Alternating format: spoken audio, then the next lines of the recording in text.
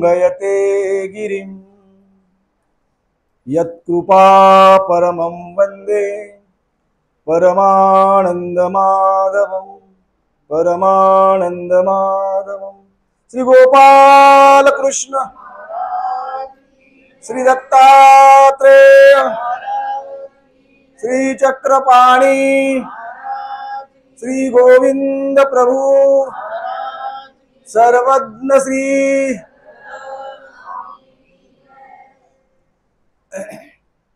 गुणवंत विद्यार्थ्यांचा सत्कार समारंभ,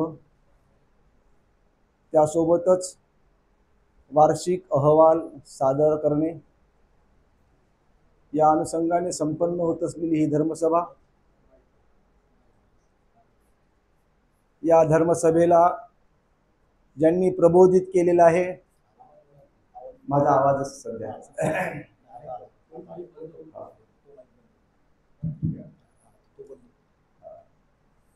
ज्यांनी प्रबोधित केलेला आहे असे आदरणीय श्रद्धेय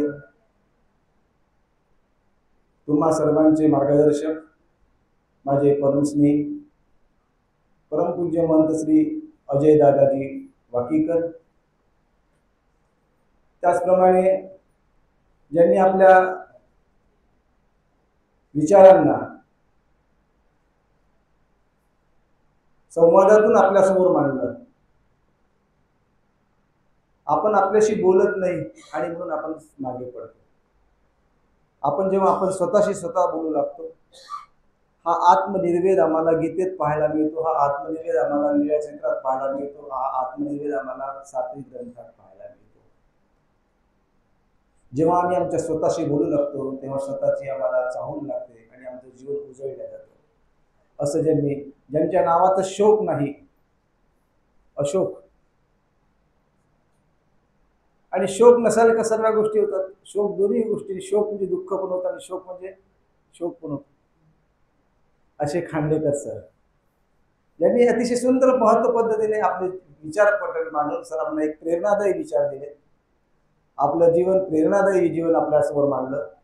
आणि ज्या विजयाताईने आपला विजयी रथ या ठिकाणी आपली घोडदौड अत्यंत प्रभावीपणे मांडून तत्कालीन समाज व्यवस्थेचं सुंदरसं चित्रण करून तुम्हा सर्वांना, स्त्रियांना नव्हे, मुलांना, मुलींना, सर्वांना अतिशय मौलिक असं मार्गदर्शन केलं अशा विजयाताई राऊत। त्यासोबतच ज्यांचं मार्गदर्शन हवं होतं असं मला वाटत होतं ते आदरणीय सध्या केशीराज दादाजी कपाटे, ज्यांच्या विचारांची खोली, अभ्यासांची वृत्ती आजही सजग आहे, जागृत आहे, आणि म्हणून ते आपल्याला अनेक प्रकारची ग्रंथ संपदा आपल्याला पुढच्या पिढीसाठी उपलब्ध करून देत आहेत असे आदरणीय आबाजी कपाटे, ज्यांच्यामुळे मी इथे उपस्थित होऊ शकलो। ते या मंदिराचे व्यवस्थापक म्हणून शब्द तोच वापरतो, कारण की त्यांना मला माहित आहे ते प्रसन्न मुनी दादा व्यवस्थापक नाही, ते सर्वच आहेत, परंतु त्यांच्या स्वभावाकडे पाहून मी तो शब्द वापरतो। आदरणीय श्रद्धेय प्रसन्न मुनी, नावामध्ये प्रसन्नता आहे, ही प्रसन्नता सर्वांमध्ये कशी टिकून राहावी याचा सदैव प्रयत्न करून सर्वांमध्ये प्रसन्नतेचा हा, कारण आमच्या स्वामी आम्हाला सांगतात प्रसन्नता ऐसा एक धर्म ईश्वरी, आणि तो त्याच्या तत्पर ज्ञानी यामध्ये असतो। ही प्रसन्नता टिकून कशा पद्धतीने ठेवायची, त्याचप्रमाणे या सर्वांमध्ये हा उत्साह, हे प्रेम, हे चांचल्य, हे चैतन्य कशा पद्धतीने स्थिरावर ठेवायचं, आणि आजचा हा सोहळा त्याच अनुषंगाने घेतलेला आहे। आणि म्हणून आदरणीय श्रद्धेय प्रसन्न मुनी दादाजी आणि माझ्या जमलेल्या सर्व धर्मप्रेमी बंधू आणि भगिनींनो, विषय इतके सुंदर सुंदर झाले, त्याच्यावर प्रतिक्रिया देत असताना, त्याच्यावर विचार मांडत असताना मला असं वाटतं की आपण कितीतरी फार मोठं सुंदरसं विचार मांडू शकू, बोलू शकू। आदरणीय अजय दादांनी तितकं काही सुंदर विषय मांडला, परंतु हे सर्व लक्षात असण्यासाठी आपल्याला काय, हे सर्व तुमच्या लक्षात राहील का? तुम्हाला वाटतं लक्षात राहील? हे सर्व लक्षात राहण्यासाठी काय करावं लागेल? हे सर्व लक्षात राहण्यासाठी तुम्हाला काय करावं लागेल? विद्यार्थ्यांसाठी भ्रमरी करावं लागेल आणि आध्यात्मिक साधकांसाठी दंडवत टाकावा लागेल। अतिशय महत्वाचा विधी। आता याच्यावरती विश्लेषण मी करणार नाही, फक्त थोडक्यात सांगणार आहे. भ्रमरी केल्याने काय प्राप्त होतं आणि दंडवत टाकल्याने काय प्राप्त होतं. दंडवताचं फक्त एक उदाहरण देतो, जे माहीम भट्टांनी अखेर तो दंडवत टाकला त्यांच्या प्रवचनाच्या माध्यमातूनच देऊन राहिलो आहे आपल्याला. तो जो दंडवत टाकला त्या दंडवतांनी विनयता सांगितली, आणि ते विनयताच विद्या म्हणा, पुढचं म्हणा, म्हणजे ते तुमच्यात आहे की नाही हे मला बघायचं आहे ना, कारण हा संवाद आहे. हा काय आपला संवाद आहे. विद्या विनयेन शोभते. ती विनयाची किमया आम्हाला त्या रुद्रपूर श्री परमेश्वरपुराच्या त्या नगरीमध्ये, त्या मातीमध्ये पाहायला मिळाली. म्हणून तो मातंगाचा पहिला दंडवत तो तिथे आम्हाला जो मिळाला, आणि तोच खरा अर्थाने बोध झाल्यानंतर आता अनुसरण तो विषय निघाला. बोध झाल्यानंतर 3 गोष्टी त्याला सहजतेने प्राप्त होतात, आणि जेव्हा नसेल होत प्राप्त तेव्हा बोध झालाच नाही असं समजावं. आबा, कारण आम्ही जेव्हा माहीम भट्टांचं जीवनचरित्र पाहतो, नागदेवाचार्यांचं पाहतो, महदाईसाकडे पाहतो, आणि बोध झाल्यानंतर त्यांच्याकडे या 3 गोष्टी आपसूक येऊन जातात, ज्या आपल्यामध्ये आज आलेल्या नाही. आणि म्हणून आम्ही कोसोमैल दूर आहोत देवापासून. फक्त आपण चर्चा करतो आहे, बोलतो आहे, पण ते आपल्यामध्ये आल्या पाहिजे. ते येण्यासाठी आपल्याला जेव्हा तो बोध होतो, आणि तो झाल्यानंतर आपल्याला बोध झाल्यानंतर त्या परमेश्वराची आवड निर्माण होत असते. आवड ही माणसाला नामस्मरण, त्याचं चिंतन करायला शिकवते. ज्याची आवड असते त्याचा ध्यास लागतो, त्याचं चिंतन आपल्याला लागतं, त्याचा वेळ आपल्याला लागतं, नामस्मरण आपल्या जीवनात येतं. आणि माहीम भट्ट जसे तुम्हाला पाहायला मिळाले, तुम्हाला सर्वज्ञांच्या भेटीला न जाता, सर्वज्ञांकडे अनुसरायला न जाता श्री गोविंद बाबांकडे अनुसरायला गेलेत. आणि तिथे गेल्यानंतर त्यांनी काय मागितलं? जे आम्हाला मागायचं आहे ते तुम्हाला मागायचं आहे, मला मागायचं आहे, तुम्हाला मागायचं आहे, सर्वांना मागायचं आहे, जे आज आमच्यापाशी नाही आहे. त्यांनी ते मागितलं. काय मागितलं बाबा? तुम्ही सांगितलंय, दास्य मागितलं, जे आमच्यापासून कोसोमैल दूर आहे. ज्याला बोध झालेला आहे तो ते दास्य मागतो, कारण त्याला माहित आहे की याच्याशिवाय परमेश्वर आपल्याला मिळत नाही, याच्याशिवाय आम्हाला परमेश्वर मिळत नाही. आणि मग सेवा आणि दास्य त्यांनी मागितलं. आणि सेवा दास्य बघा, कुठला व्यक्ती माहीम भट्टाकडे त्याची बघितल्यानंतर आपल्याला लक्षात येतं की कुठली व्यक्ती व्युत्पत्ती उत्पन्न नसलेली, परंतु सेवा इतक्या खालच्या स्तरावरची केल्या जाते, आणि त्या सेवेतून त्यांना तो उपलब्धी जी मिळते, आणि ती आचार्य त्यांना त्याची उपलब्धीची महती समजून सांगतात. जर तुम्हाला देव होणार नाही तर तो देव कोणाला होणार? ही कशामुळे? आता याच्यावर मी जास्त विषय मांडला, कारण आता गुणगौरव सत्कार समारंभ आहे. पण आपल्या गुणांचा गौरव स्वतःला जर करून घ्यायचा असेल तर या गोष्टी आपल्यामध्ये येणं गरजेचे आहे. मी चक्रधरांच्या नजरेमध्ये पडणं महत्वाचं आहे. मी चक्रधरांच्या जीवच्या चक्रधरांनी मला पुश केलं पाहिजे. जर तुम्हाला वाटत असेल चक्रधर स्वामींनी माझ्याकडे बघावं, तर तुम्हाला सर्वज्ञांच्या या विचारांना स्वीकारावं लागेल. ते नामस्मरण करावंच लागेल. आमचं नामस्मरण चाललेलं आहे, पण आम्हाला नामस्मरणाने देव मिळाला नाही अजून, आणि कारण आम्ही कॉन्सन्ट्रेट होत नाही, स्थिर होत नाही. आणि हे स्थिर होण्याकरता भरभरी फार महत्वाची आहे. नाही तुम्हाला आध्यात्मिक साधनेतला दंडवत अतिशय महत्वाचे आहे. कारण मी ज्यांच्याजवळ राहिलो ते बाबा मला पाहायच्या, बाबांना मी पाहत होतो, ते 108 दंडवत घालायचे. आणि आमच्या पूर्वापार परंपरेमध्ये हा नियम आहे की दंडवत घातले, पहाटेला उठल्यावर दंडवत घातलेच पाहिजे. आता आमचे पाय गेले, हात गेले, सर्वच गेलं, कंबर गेली, दंडवत टाकतात. मग दंडवतच टाकते, तेव्हा टाकण्याचा प्रयत्न केला तर टाकता निश्चित तुमचे सर्व प्रकारचे आजार पण दूर होऊन जातील. मणक्यापासून, मानेपासून, कमरेपासून सर्व प्रकारचे आजार दूर होतील. आता मी केशराज दादांना घाला म्हणतात तर ते घालू शकणार? मी त्यांना नाही सांगणार, कारण अशक्ताची विधी नाही. हे गोड सूत्र आहे आमच्यासाठी. याला मी कोणतं सूत्र म्हणतो? गोड सूत्र. या गोड सूत्रांनी आपलं जीवन आपण संपवलेलं आहे. आणि म्हणून प्रत्येक गोष्ट आपण अभ्यासत असताना आपल्याकडे दादांनी आपल्याला जे आपण अध्यात्म असो की संसार असो, त्या 3 गोष्टी ज्याच्या जीवनामध्ये असेल, परिश्रम, चिकाटी आणि औदार्यता, तर त्याचं जीवन सफल होत असतं. परिश्रम, चिकाटी आणि औदार्यता. जसं ताईंनी चिकाटी सांगितली, परिश्रम सांगितलेत आम्हाला.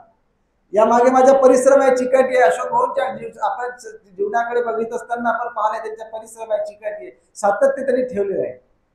पण औदार्य हा गुण अध्यात्माशिवाय प्राप्त होत नाही.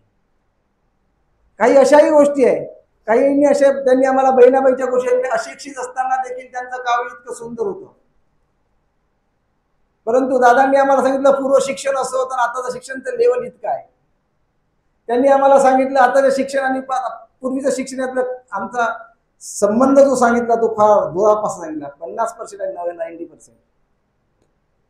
परंतु हे सर्व करत असताना तत्रतम बुद्धी संयोगम लभते पौर्वदेहिकम, हे सर्व कशाने प्राप्त? तत्रतम बुद्धी संयोगम लभते पौर्वदेहिकम, पूर्व प्रारब्धाने प्राप्त होत असतं. याच्यावरती मला आमच्या पूर्वजांची कथा, लीळा नाही म्हणेल त्याला मी, कथा म्हणेल, चरित्र म्हणेल, ते मला ते आठवतं, परंतु ते सांगता येणार नाही. परंतु त्याच्याही पेक्षा तो कशासाठी जे सहजतेने प्राप्त होतं, तत्रतम बुद्धी. परंतु परिश्रम, चिकाटी आणि औदार्यत्व यातून मानवी जीवनाचा सफलता कशी? कारण ते संसारामध्ये देखील परिश्रमा, चिकाटी शिवाय आणि औदार्यताशिवाय तुम्हाला यश प्राप्त होत नाही. तसं आध्यात्मिक साधनेमध्ये सुद्धा परिश्रम, चिकाटी आणि औदार्य हा गुण असणं महत्वाचं आहे. तो जर विद्यार्थ्यामध्ये जर नसेल तर तो विद्यार्थी फेलीवर आहे, तो टिकत नाही, तो लगेच स्ट्रेसमध्ये येतो. आपण आता पाहतोय. याच करता मुलांमध्ये अध्यात्माची धडे त्यांना देणं गरजेचं आहे. मुलगा 4 वर्षाचा झाला, त्याला 4थ्या वर्षी दुसरा कुठलं पोएम शिकवण्यापेक्षा, पोएम शिकवा तुम्ही, पण त्याला श्री चक्रधरांचं नातं शिकवा.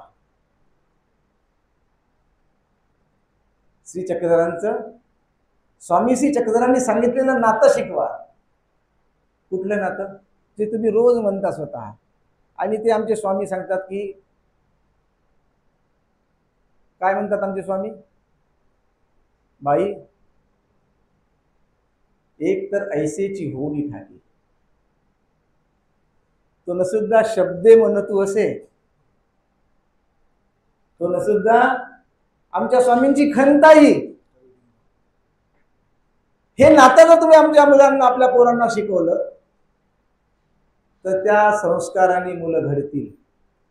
मुलगा 4 वर्षाचा झालाय, त्याला एक श्लोक शिकवा चक्रधरांच्या विचारांचा, अनुसरणाचा, आचरणाचा, आणि तो श्लोकच तुमच्या जीवनामध्ये परिवर्तन करून देणारा राहील. कारण एकच शब्द, एकच विचार पुन्हा पुन्हा रिपीट झाले तर ते अनकॉन्शियस माइंडमध्ये तो ग्रॅप्स होतो, आणि तो अनकॉन्शियस माइंडमध्ये ग्रॅप झाला की तो आपल्या अंतःकरणामध्ये भिनल्या जातो. कुठला श्लोक आहे तो? तुम्ही रोज म्हणता. कुठला आहे? त्वमेव माता च पिता त्वमेव बंधुश्च सखा त्वमेव विद्या द्रविणं त्वमेव सर्वं मम देव त्वमेव सर्वं मम देव. हा विचार त्याच्या अंतःकरणामध्ये मिळवा. बाबा रे, तू विशेष वंदन करायला चालला ना, पहिल्यांदा हा श्लोक म्हणे. ही सुरुवात आहे. तुम्ही ज्याप्रमाणे आपल्या मुलांना तयार करण्याकरता, शालेय शिक्षणासाठी तयार करता, त्याच्यासाठी जर एवढा वेळ देता, तेवढा तुम्ही त्याला संस्कार देण्याकरता वेळ देता का? मी अध्यात्म म्हणत नाही, संस्कार म्हणतोय शब्द वापरतो. हा संस्कार देण्याकरता हा वेळ तुम्ही देता का आपल्या मुलाला? हा प्रश्न तुम्ही स्वतःला विचारा. हा जेव्हा तुम्हाला प्रश्न तुम्हाला वाटेल, हा प्रश्न तुम्ही जेव्हा निर्माण कराल, कारण प्रास्ताविक करत असताना, या संस्थेच्या संदर्भातली भूमिका मांडत असताना आणि आजच्या अहवाल सादरीकरणाचं प्रकाशन करत असतानाचा जो संदर्भ यांनी इथे मांडला तो तितकाच महत्वाचा आहे. कारण सरांनी, गुरुजींनी ही संस्था जी उभी केली त्यामागे निस्वार्थ प्रेम होतं समाज बांधवांप्रती. ते घडले पाहिजेत, ते माझ्या स्वामींचे राहिले पाहिजेत, स्वामी त्यांना समजला पाहिजे. आणि या निस्वार्थ प्रेमातूनच या जडणघडणीतूनच त्यांनी जो विषय या ठिकाणी स्पष्टीकरणात्मक मांडला, अहवाल सादरीकरणाचा, वास्तवता तो काही वैशिष्ट्यपूर्ण असतानाही तो तुमच्यासमोर मांडण्याचं कारण काय? तरी हे वैशिष्ट्य आहे की आम्ही आजही इतर कुठलेही कार्यक्रम करत असतो, परंतु त्या कार्यक्रमाची वर्गणी कधी मागत. हे एक वैशिष्ट्य आहे. आणि आजही आस्था गायक एवढे मोठे सर्व सदस्य परमार्ग अध्ययन मंदिराचे, आणि म्हणून नाव ठेवत असताना सुद्धा माझा प्रत्येक साधक हा अध्ययन करता आला पाहिजे. आणि म्हणून मंदिराचं नाव कुठेच असं अध्ययन मंदिर नाव ठेवण्यात आलेलं नाही. ही संकल्पना साधारण नाहीये. महानुभाव पंथात अजूनही कुणी दुसऱ्याने अध्ययन मंदिर हे नाव ठेवलेलं नाहीये, मला तरी आठवत नाही. परमार्ग अध्ययन मंदिर, परमार्गाचं अध्ययन सातत्यपूर्ण चालत राहिलं पाहिजे आणि यातून अध्ययनच होत राहिलं पाहिजे. हा चिरंतर शाश्वत विचार समाजापर्यंत कसा पोहोचेल आणि त्यातून त्या विचारांचं सादरीकरण त्या अहवालाच्या माध्यमातून सादर होत आहे, आपण पाहतोय. कारण त्यामागे विचार तसे आहेत. आणि म्हणून जसा विचार कराल तसंच त्याचं रोपही तयार होईल आणि तो वृक्षही तसाच तयार होईल आणि त्या वृक्षाची छायाही तशीच आपल्याला प्राप्त होईल. आणि म्हणून आपल्याला या ठिकाणी या विद्यार्थ्यांचा गुणगौरव करत असताना त्यांचा गौरव होत असतो, त्यावेळेला त्यांच्यावरती जबाबदारी वाढत असते. त्यांची जबाबदारी वाढली आहे, कारण त्यांचा गौरव केला, त्यांना कोणतरी लक्षात घेतलं, त्यांची काळजी घेत आहे की बाबा रे, तुम्हाला कोणतरी पुढे मोठं व्हावं ही अपेक्षा तुमच्या प्रती आहे, तुम्ही मोठे व्हावं ही अपेक्षा आहे. आणि म्हणून त्यांच्या जबाबदारी वाढलेली आहे. आणि ही जबाबदारी पेलण्याकरता त्यांनी आध्यात्मिक साधनेच्या आध्यात्मिक साधनेमध्ये स्वतःला सामावून घेणं गरजेचं आहे. कारण तुम्हाला मुक्तीचा आणि यशाचा जर कानमंत्र हवा असेल तर तो भगवंत सांगतात. काय काय काय सांगतात आपल्याला कानमंत्र? ज्ञान विज्ञान सहितम. कारण माझा हा मंत्र कसा आहे अर्जुना? ज्ञान विज्ञान सहितम यज्ञात्वा मोक्षसे शुभात. लोक म्हणतात अध्यात्मामध्ये विज्ञान कुठे आलं? अध्यात्मात विज्ञान खचाखच भरलेलं आहे, ते शोधता आलं पाहिजे. नाम साधना आज तुम्हाला का साधत नाही? कारण की नाम साधनेची साधनाच तुम्हाला विज्ञानिकच्या तत्व कसोटीवरती तुम्ही स्वतःला करत नाही. तुम्हाला कॉन्सन्ट्रेट व्हायचं आहे, स्थिर व्हायचं आहे. काय करावं लागेल?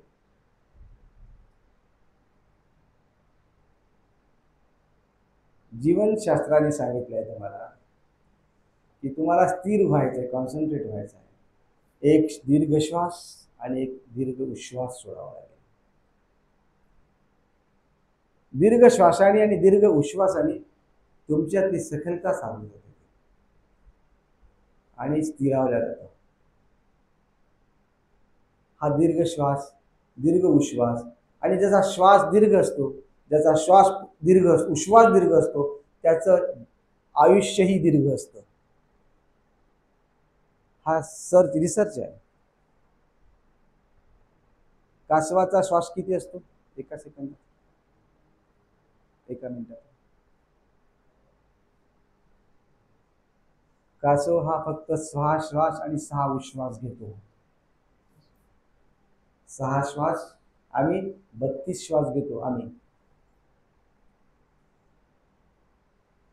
आणि 6 श्वास आणि 6 उश्वास घेत असल्यामुळे त्याचं कासवाचं आयुष्य किती आहे? 600 वर्षाचं आहे.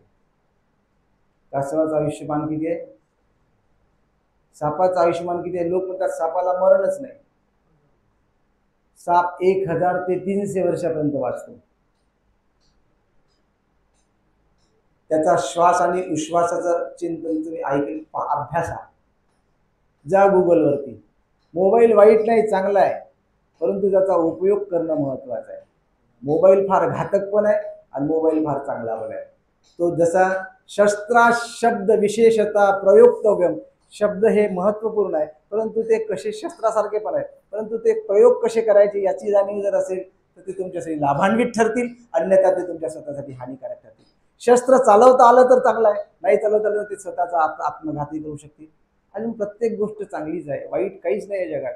आपला दृष्टिकोन महत्वाचा आहे, आपला दृष्टिकोन महत्वाचा आहे. तुम्ही त्याचा उपयोग काय करता याच्यावरती सगळ्या गोष्टी अवलंबून आहे. तुम्ही त्याचा उपयोग किती काळ वापरायचा आहे, किती काळ बघायचा आहे आणि कसा बघायचा आहे हे सुद्धा तितकंच महत्वाचं आहे. मला आमच्या पोरी म्हणतात, बाबा तुम्ही मोबाईल कसा पाहता? पोरी म्हणतात म्हणजे काय, का बरं म्हणतात की तो पाहू नये याच्याच नाही म्हणतात. सारखा पाहिल्याने फरक पडतो, डोळ्यावर फरक पडतो, बुद्धीवर फरक पडतो. मोबाईलने बुद्धींचा आयक्यू हा कमी होतो. मोबाईलने आयक्यू कमी होतो. मोबाईलने नजर जाते एवढं माहित होतं तुम्हाला, मलाही माहित होतं. पण मोबाईलने आयक्यू सुद्धा कमी होतो, स्मरणशक्ती कमी होते, विस्मरण त्याला घडतं. मोबाईल चांगला पण आहे, कुठले शस्त्र असो, कुठले ग्रंथ असो, कुठलीही गोष्ट. आम्हाला सर्वज्ञने सांगितलं, काय म्हणतात सर्वज्ञ आम्हाला, हे तुम्ही असंच करत वाचतच बसाल, चिंतनच करत बसाल तर तुम्ही देवासाठी, घटन निवेदनासाठी, नामस्मरणासाठी वेळ कधी द्याल? हे तुम्हा विषयतेची लावणी ठाकले मा, याच्यातच तुम्ही स्वतःला जर जोडून बसाल, घडून बसाल तर आमची आठवण कधी कराल? महाराजाला खंत आली आहे. डोमेग्रामचा हा प्रसंग आहे. उंच मठावरती भक्तजन चिंतन करत बसले, स्वामी त्या ठिकाणी जाऊन पोहोचतायत, भक्तजनांकडे बघतात, भक्तजन वार्तालापामध्ये निमग्न असतात, चर्चा संवादामध्ये निमग्न असतात, चर्चेत चालले. आणि स्वतः ज्याच्यासाठी चर्चा करायची आहे तो तिथे समोर पाठीशी उभा आहे. ज्याच्यासाठी चर्चा करायची आहे, ज्याच्यासाठी चिंतन करायचं आहे तो पाठीशी उभा आहे. मग स्वामी बाईसाला म्हणतात, बाई आम्ही तिथे गेले होतो, परंतु भक्तजन आपापसामध्ये चर्चा चालली आहे त्यांची, आम्ही आलो याचं त्यांना भान नाही, आम्ही आलो यांचं त्यांना भान नाही. मग स्वतः बाईसा जातात, अरे बाबा आपल्यापर्यंत आलात आणि आपण चर्चा करत. मग सर्व भक्तजन येतात, आपल्याला लीळा माहिती आहे की बाबा, माहिती आहे आपल्याला. मग स्वामी त्यांना दंडित करतात, स्वामीला दंड.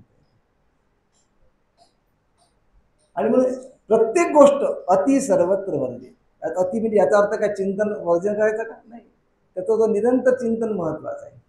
कारण नामस्मरण करावे, नामे अभिमान आटी. नामस्मरण केलं पाहिजे, आणि नामस्मरण केल्याने काय प्राप्त होतं? नामे अभिमान आटी. आम्हाला तुमच्या प्रती अभिमान प्राप्त होतो, माझा आहे. कारण सर्वज्ञ काय म्हणतात आम्हाला? देव माझा. ही आशंसा सर्वज्ञांची आहे. जीवांसाठी आशंसा कोणती आहे? सर्वज्ञांची. देव माझा आणि मी देवाचा, ही भावना तुम्ही स्वीकारली पाहिजे असं सर्वज्ञांना वाटतं. आणि मग सर्वज्ञांच्या विचारांना आम्ही स्वीकारणं गरजेचं आहे. आणि हे स्वीकारण्यासाठी आम्हाला काय करावं लागेल? त्याची थिअरी आहे, त्याची थिअरी आहे. आता तुम्ही बसलात, आमच्यामध्ये देव येत नाही लवकर, तो आमच्या हृदयात येत नाही, तो आम्हाला आळस देतो, तो आम्हाला निष्काळजीपणा करायला होतो, तो आमच्यामध्ये वेगवेगळ्या विचारांचं प्रलोभन निर्माण करतो. मग त्यासाठी काय करावं लागेल? आता अनुतापाचे आसन रचावे, अश्रुपाती चरण क्षालन करावे, मग स्वामी ते विनवावे पूजे लागी. तो आमच्या हृदयात यावा असं जर तुम्हाला वाटत असेल, तो आमच्यामध्ये विसावा असं जर तुम्हाला वाटत असेल, त्यासाठी काय करावं लागेल? अनुतापाचं आसन रचावं लागेल. अश्रुपाती चरण क्षालन करावं लागेल आणि मग स्वामींना विनवावं लागेल. अशा पद्धतीने स्वामी श्री चक्रधर आपल्या जीवनात येण्याचा हा विधी आहे. असो, हा विधी आपण आत्मसात करण्याकरता, आपल्या जीवनामध्ये येण्याकरता यासाठी काय लागेल? आपला परिश्रम घ्यावे लागतील. नसुद्धा परिश्रम घेऊन जमेल का? त्याच्यासाठी सोबत चिकाटी महत्वाची आहे. आणि अशी परिश्रम, चिकाटी आणि औदार्य जर असेल तर तुमचं जीवन यशस्वी होतं. यावरती तुम्हाला मी एक स्मृती सांगतो. ती स्मृती नाही, तो वृद्धाचार आहे. स्मृती वृद्धाचार मार्ग. ज्या वेळेला या 3 गोष्टी तुमच्या जीवनामध्ये येतात तेव्हा तुमचं जीवन सफल होतं. तसं विद्यार्थ्यांच्या जीवनामध्ये परिश्रम, चिकाटी जर असेल, सातत्य असेल आणि औदार्यत्व असेल, म्हणजेच औदार्यत्व म्हणजे काय? ईश्वराप्रती प्रेम करणे, ईश्वर चिंतन करणे. कारण आता विद्यार्थ्यांना औदार्यत्व कुठलं सांगाल तुम्ही त्यांना? तुझ्याजवळ आहे तो तुझा वेळ तू देवाला दे, हे औदार्यत्व असणं. विद्यार्थ्यांसाठी कुठलं औदार्यत्व आता? त्या तुझ्या जवळचा जो वेळ आहे का ना, वेळेसारखं दान कुणाजवळच नाही. प्रत्येक दानाचं महत्व वेगवेगळ्या ठिकाणी वेगवेगळं आहे. याच्यावरती तुम्हाला मी एक वृद्धाचार सांगतोय आणि आपला विचार संपवत आहे. कारण की आपल्या सर्वांच्या विचारांचं हे करू लागलो तर वेळ जास्त निघेल. आणि म्हणून असा आमचे पूर्वज अटल विजन क्रमाने पुढे चालायचे. आणि अटल विजनातून जो परधर्म लोकांपर्यंत जायचा, अटल विजनातून जो परधर्म लोकांपर्यंत पोहोचायचा, रुजायचा, तो आजच्या प्रचारातून रुजू शकत नाही. एवढं प्रभावी साधन अटल विजन आहे. अटल विजन हे इतकं प्रभावी साधन आहे. आणि म्हणून मार्ग, पूर्वीच्या काळामध्ये मार्ग गावोन गावा जायचे आणि त्या गावोन गावी जाण्याच्या माध्यमातून मार्गवेध लोकांना प्राप्त व्हायचा. आणि या मार्गवेधातून अनेक समाज घडायचा, चिंतनशील भक्त घडत असायचे. आणि अशाच पद्धतीने अटल विजन करीत करीत आमचे आचार्य परशुराम व्यास एका गावाला गेले. अटनाला बसलेले आहेत, बाजूला अमराई आहेत. आणि तिथे काही मुलं आंबे पाडू लागले.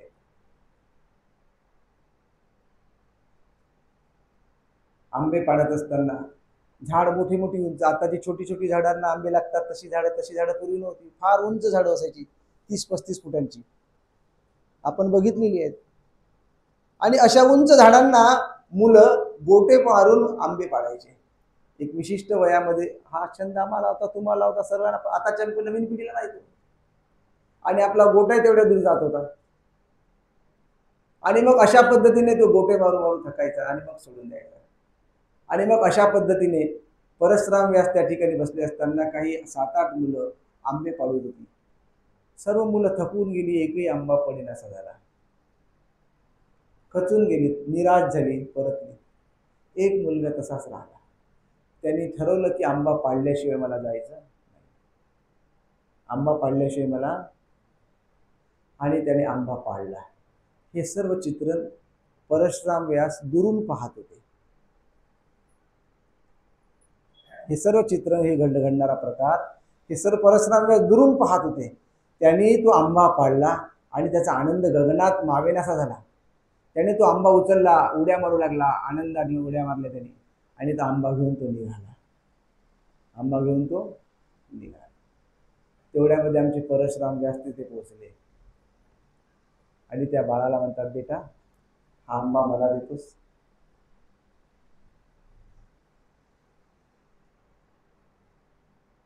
आजचा मुलगा साधा चॉकलेट, तुमचं चॉकलेट तुम्हीच दिलेलं आहे, ते तुम्हीच जर दिलेलं चॉकलेट, नाही नाही नाही मी नाही देत म्हणतो. मुलांचं परीक्षण करणं महत्वाचं आहे. कीर्तनकार कीर्तनात कथा बऱ्याच सांगतात पोरांच्या बद्दल, संस्कार बघण्याबद्दल. आपलाच मुलगा आपल्याला आजोबा जसा नातवाला चॉकलेट खाऊ घालतो, चॉकलेट देतो, आणि तोच चॉकलेट आजोबाच्या तोंडात टाकतो आणि मुलगा आपला नातू आपल्या तोंडात टाकतो. पहा किती गोड, तो आपण सांगत सुटतो लोकांना. अहो आमचं मोठं गोड नातं आहे, त्याचं माझ्याशिवाय जमत नाही, माझं त्याच्याशिवाय जमत नाही, दोघांचं इतकं गोड नातं आहे. परंतु हे सर्व संसारापुरतं आहे. हे कुतूहल कोणतं आहे? कारण ते अनुकरण प्रिय आहे, अनुसरण प्रिय नाही. कसे प्रिय आहेत? अनुकरण प्रिय आहे, अनुसरण प्रिय नाही. आणि म्हणून त्या मुलाला त्यांनी परशुराम व्यासांनी आंबा मागितला आणि कुठलाही विचार न करता, काही एक विचार न करता, सहजतेने चेहऱ्यावरचे हावभाव न बदलता मॉडरेशन खाली न सुद्धा येता त्यांनी सहजतेने तो आंबा परशुराम व्यासांना दिला. परशुराम व्यासाने त्यांच्या पाठीमा हात फिरवला. बाळा, तू कुठे राहतोस? परशुराम व्यासांच्या लक्षात आलं, हा मुलगा माझ्या स्वामीशी चक्रधरांच्या परमार्गाच्या सेवेसाठी फार महत्वाचा आहे. हे परीक्षण होतं. आई परशुराम व्यास त्या मुलासोबत त्याच्या आईपर्यंत पोहोचले. आईजवळ घेऊन गेले. कारण परशुराम व्यासाने त्या मुलांच्या प्रत्येक कृतीकडे बघितलं होतं. आतापर्यंत सर्व मुलांनी आंबे पाडले होते, आंबे पडले नाहीत म्हणून गोटे मारून मारून थकून गेले, निराश झाले, नैराश्य त्यांच्या पदरी पडलं, ते निघून गेले. जसं ताईंनी सांगितलं आम्हाला, हँडपंप मारला निघून गेला. थोडासा अजून प्रयत्न केला असता तर हँडपंपातून पाणी आलं असतं, परंतु मागवून दुसरा येतो आणि हँडपंप मारतो, त्याला पाणी मिळतं, कारण पूर्वतयारी आहे त्याची. आज त्या पूर्वजांच्या परिश्रमाच्या दैवाच्या भाग्यावरती आज आम्ही सर्वजण आनंदाने जगतो. आमच्या पूर्वजांचे सौभाग्य आमच्यावरती. तशाच पद्धतीने आजची ही पिढी दैवाद्य भागात दैववान आहेत, परंतु पूर्वी परिश्रमाच्या माध्यमातून, चिकाटीच्या माध्यमातून या सर्वांनी इथे घडवलेलं आहे. त्यांनी ते पाहिले होते. त्या मुलांनी किती मोठे परिश्रम केले, दगड जमा केले, चवी केले. आंबा पडला नाही म्हणून तो खचून गेला नाही, निराश झाला नाही. पुन्हा आत्मविश्वासाने आपले सवंगडी निघून गेले, मित्र निघून गेले, थांबला नाही, खचला नाही. प्रयत्नपूर्वक त्यांनी तो आंबा पाडला. चिकाटी दाखवली, चिकाटी त्याच्याकडे होती, परिश्रम त्याच्याकडे होता, आणि मागितल्यानंतर देण्याचं औदार्यत्वही त्याच्याजवळ होतं. मागितल्यानंतर देण्याचं औदार्यत्वही त्याच्याजवळ होतं, आणि म्हणून औदार्य हा गुण सुद्धा त्याच्यामध्ये दिसला, आणि विनम्रता ही सुद्धा त्याच्यामध्ये दिसली, कारण त्याने विनयता त्याच्याकडे होती. आणि हे सर्व गुण त्याच्याकडे दिसल्यामुळे त्यांनी लगेच त्याच्या आईला परशुराम व्यासांनी म्हटलं की हा बाळ आम्हाला तुम्ही देता का? कोण म्हणेल शक्य आहे, आणि कोणीतरी देईल का असं बाळ? परंतु परमेश्वराच्या श्री चक्रधरांच्या छत्रछायेखाली, कारण महानुभाव पंथाचे चौथे आचार्य परशुराम व्यास, हा चाललेला हा परमार्ग, आणि परमार्गाचा पुढची धुरा सांभाळण्याकरता असलेला, पुढचा दीपक प्राप्त करण्याकरता करत असलेले प्रयत्न, म्हणून सर्वज्ञांनी दिलेली ही सूचना आहे, एक प्रकारची प्रसंग निर्माण केलाय. आणि तो मुलगा मागून घेतला. त्याही आईने इतकं औदार्यत्व दाखवलं मातेने की तो मुलगा सहजतेने परशुराम व्यासांच्या सांभाळी घातला. ओळख नाही, परिचय नाही, काही नाही. आणि तुम्हाला मागितले तर तुम्हाला तर वाटत पण नाही की पोरगा द्यावा देवाला म्हणून. आपलं उरलं सुरलं जीवन संसाराला दिलेलं जीवन देवाला देता, आणि तेही कसं देता? कसं देता? त्या याच्यासारखं, ज्याप्रमाणे जो मापारी असतो नाही का, 20 चाटे नाही का, कपडा अंगावर फेकतो आणि बाकीचा आपल्या पायाखाली, हातात मांडीखाली दाबतो, तसं अर्ध जीवन आम्ही देवाला देतो, तेही पूर्ण देत नाही. अशा पद्धतीने आम्ही जीवन देतो. मग परिश्रम, चिकाटी आणि औदार्यत्व हा गुण जर परमेश्वराच्या सेवेसाठी, परमेश्वर साधकाच्या दृष्टीने जितका महत्वाचा आहे, तितकाच संसारामध्ये तितकाच महत्वाचा आहे, तेवढाच परमार्थामध्ये महत्वाचा आहे. आणि तोच पुढे परशुराम व्यासाला प्राप्त झाला हा मुलगा पेटे हरिव्यास म्हणून पुढे उदयास येतो. आता पेटे हरिव्यासाची सुद्धा नाव पेठे का पडलं याची सुद्धा त्याच्या मागची कथा आहे. याचं चिंतन आपल्याला का करायचं आहे? श्रुती ही अशी एक वणवण आहे, आमचे बाबू म्हणतात, श्रुती ही अशी एक वणवण आहे की जणू ती आदर्शाची खाण आहे. याचं चिंतन, याचं स्मरण, याची आठवण, याचं श्रवण आपल्याला पुन्हा पुन्हा पुन्हा पुन्हा होणं गरजेचं आहे. या सोहळ्याच्या माध्यमातून, गुणगौरव सोहळ्याच्या माध्यमातून याचं चिंतन होणं गरजेचं आहे. या कार्यक्रमाच्या माध्यमातून याचं चिंतन होणं गरजेचं आहे. पुन्हा पुन्हा त्या गोष्टी आपण ऐकत जाऊ, पुन्हा पुन्हा त्या गोष्टी आपल्या चिंतनात येतील, आणि आपलं जीवनही तशाच पद्धतीने घडण्यात येईल. आता ते आपण ऍक्सेप्ट करणं महत्वाचं आहे, ते स्वीकारणं महत्वाचं आहे. ते जर तुम्ही स्वीकारलं नाही, ऐकलं, नळी फुंकली, आणि हेच जर आमच्या जीवनामध्ये असलं तर आम्ही जिथले तिथेच आहोत. आम्ही का बरं पुढे सरकत नाही? तुम्ही स्वतःला अभ्यास, स्वतःचं परीक्षण करा, स्वतःचं हे करा, तुम्ही मूल्यमापन करा स्वतःचं, की मी मागे धर्माच्या दृष्टीने किती पुढे होतो आणि मी आज कुठं आलोय, कुठपर्यंत येऊन पोहोचले. आता माझ्या पुढच्या जीवनाचा क्रम काय असावा लागेल? की शुद्ध प्रायचित्त म्हटलं की झालं का? स्वतःचं चिंतन महत्वाचं आहे. म्हणून आपल्याला हा निर्वेद, अनुताप, अनुशोच आणि आर्त, बाबांनी सुंदर काव्य म्हटलं पहिल्यांदा प्रारंभी. मी त्यांचं या काव्याला बऱ्याचदा ऐकतो व्हॉट्सअपवरती. आज पहिल्यांदा ऐकले त्यांचं. काय काव्य? श्री चक्रधरा तुम्ही मला दर्शन देणार आहे ना. म्हणजे त्यामध्ये ती आर्त आहे, तळमळ आहे, आणि ही आपल्यामध्ये निर्माण होण्याकरता आपल्याला सदोदित त्या सहवासात राहावं लागेल, त्या चिंतनात राहावं लागेल. त्या सहवासाने आपल्यामध्ये हे जीवन घडू शकेल, हे संस्कार आपल्यामध्ये येऊ शकतील. आणि असे हे संस्कार आजच्या या विद्यार्थ्यांमध्ये यावे. त्यांना उपदेश हा विधी सुद्धा आपण दिला पाहिजे, जो पहिला महत्वाचा संस्कार आपला आहे. जसा मी तुम्हाला 4 वर्षाचा असताना एक संस्कार सांगितला की त्याच्याकडून आपल्याला परमेश्वराच्या नातं वधवून घ्यायचं आहे, त्यासोबतच उपदेश हा संस्कार सुद्धा आपल्याला त्याच्यावरती घडला पाहिजे. नाही मग त्याचं लग्न होईल आणि मग त्याला मग ते दोघंही मिळून घेईल आणि मग आम्ही त्या उपदेश देऊ, याला काही अर्थ नाही. ज्याप्रमाणे त्याला कळेल आणि मग आम्ही त्याला देऊ. मला सांगा, तो नर्सरी काय त्याला कळतं का 4 वर्ष झाल्यावर? नर्सरी कळते का त्या 3 वर्षाच्या मुलाला? तुम्ही त्या मुलाला नवीन नवीन कपडे, बेल्ट लावून देता, डब्बा टिफिन देता, सर्व देता, मग तो मस्त आचत घालत उड्या मारत जातो शाळेला. पण त्या दरवाज्यातून बाहेर निघता त्यावेळेला तो तुमच्या समोर दरवाजा लागला जातो, त्यावेळेला त्याचा चेहरा पाहला तुम्ही? त्याला काय कळतं? त्याला तुम्ही तरी त्याला टाकतात ना, नर्सरीत टाकता की नाही? त्याला काय कळतं? काही कळतं. परंतु त्याचा एक संस्कार घडावा आणि आपला वेळ चांगला जावा. महिलांचा 2-3 तासाचा वेळ आम्हाला सुविधा मिळेल आणि त्याच्यावरती संस्कार घडावे, त्याला शाळेत जाण्याची सवय लागावी. हे गोड आहे मी त्याच्या मागे. वास्तवता मानसशास्त्राने सांगितलं की हे त्याच्यावरती बळवत देणं अतिशय घातक आहे. आणि म्हणून शाळेचा नियम सुद्धा आता सकाळची 7 वाजता शाळा 9 वाजता चालू केली आम्ही सरकारने. त्यांची झोप जर होत नसेल तर त्याचा परिणाम पुढे विद्यार्थ्यांवरती काय घडतो याचा अभ्यास केला गेला. आणि म्हणून त्या पद्धतीने तुम्ही त्याला तसा पद्धतीने कसं घडवायचं आहे, काय करायचं आहे, हे सर्व तसं त्याला उपदेश विधी त्याला कळत नसतो. कळत नसताना त्याच्यात, कारण संस्कार हे काही कळत घडतात आणि काही नकळत घडत असतात. संस्कार हे काही सर्वच कळत असतानाच घडतात का? नकळत पण काही संस्कार घडत असतात. आणि मग नकळत घडलेले संस्कार देखील आमच्यासाठी उपयुक्त ठरतात. आता नकळत घडलेल्या संस्काराचा उहापोह मी तुम्हाला सांगतोय. नकळत घडलेले संस्कार लीळाचरित्राच्या माध्यमातून, ज्यावेळेला लीळाचरित्र पहिल्यांदा छपाईला टाकलं गेलं, लक्ष्मण शास्त्री जोशींच्या काळातलं, त्यावेळेचं तो व्यक्ती मला भेटला.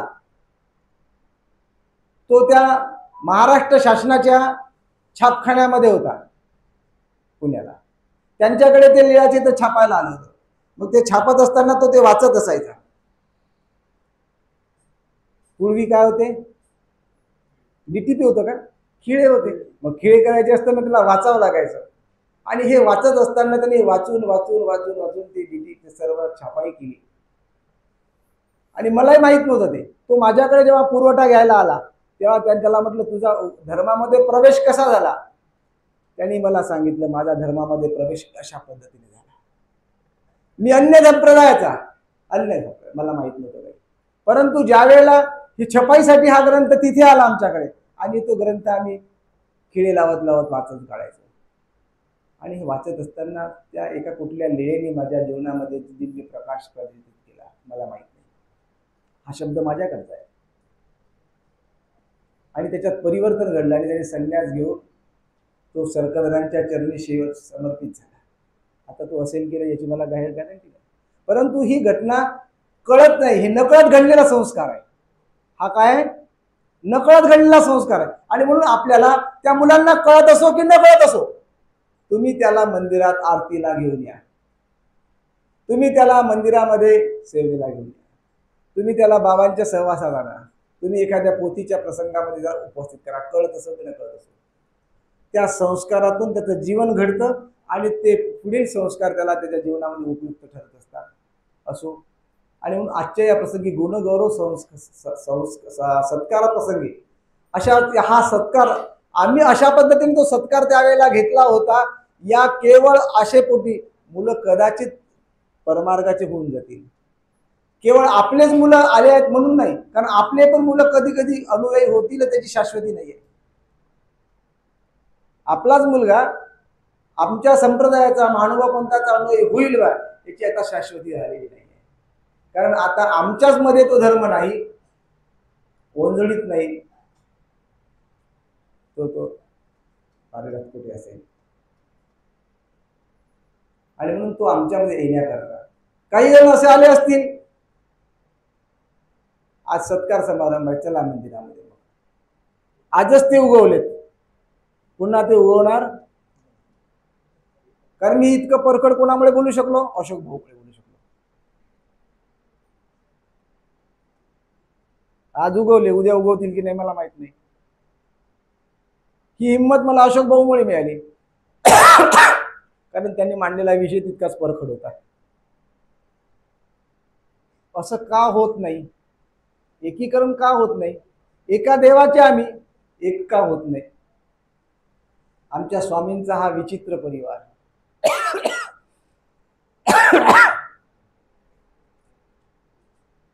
परिवार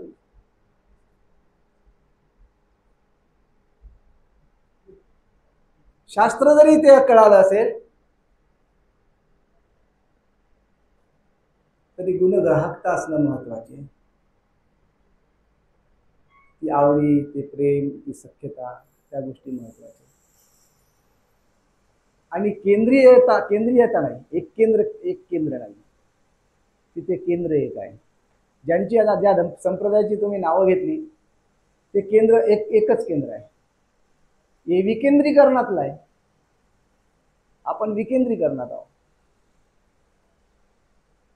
13 भाग झाले आमचे, 13चे पुन्हा किती झाले? विकेंद्रीकरण आहे. मग कसं काय शक्य आहे आमच्यासाठी? हा विषय आपल्या बरा असतो. परंतु शंका आपली चांगली आहे, रास्ता आहे. शहरापुरतं एकत्र या, कार्यक्रमापुरतं एकत्र या, त्यातून आमचं सख्यत्व जडत राहील, प्रेम जडत राहील. असंच प्रेम सर्वांच्या हृदयी बसावं, कारण सर्वज्ञाने दिलेला विचार आहे, तुम्हा परस्परे परमप्रीती होवावी. असावी नाही म्हटलं. असावी म्हटलं असतं तर काय झालं असतं? हो किंवा नसावे काही जात काही फरक नसतं. पण होवावी म्हटल्यानंतर असलीच पाहिजे. होवावी म्हटल्यामुळे काय झालं? असलीच पाहिजे हा सिद्धांत झाला. आणि म्हणून असलीच पाहिजे ही आपण परमप्रीती दाखवावी. हा परमप्रीतीचा धागा आपण सदैव टिकून ठेवा, हा प्रयत्न तो आपण करत आहात. त्याबद्दल आपल्या सर्वांचे मी मनपूर्वक आभार मानतो. आपण मला या ठिकाणी बोलावलं आणि या कार्यक्रमाचं अध्यक्षपद माझ्याकडे देऊन गौरवान्वित केलं, त्याबद्दल आपल्या सर्वांचे आभार मानून माझ्या लांबलेल्या विचारांना इथे विराम देतो आणि इथेच थांबतो. दंडवत प्रणाम, दंडवत प्रणाम.